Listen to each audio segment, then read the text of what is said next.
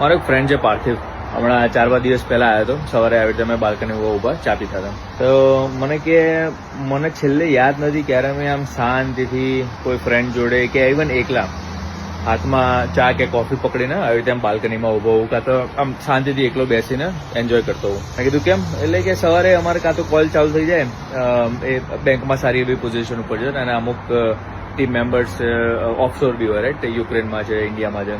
એટલે કે કાં તો એમની જોડે કોલ ચાલતા હોય, કાં તો કંઈક કામનું એ ચાલતું હોય.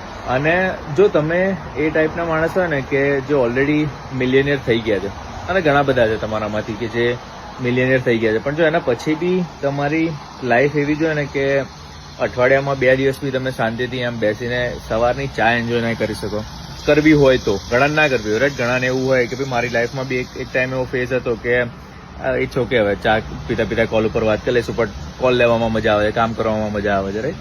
It's okay. પણ જો એવું હોય કે યાર ઓકે આ બધું મજા આવે છે, પણ મારે એ બી એન્જોય કરવું છે કે સવારે એક અડધો કલાક મને મારા માટે મળે, કે સાંજે 2 કલાક મારા માટે મળે, 1 કલાક મારા માટે મળે, તો એ પોસિબલ છે.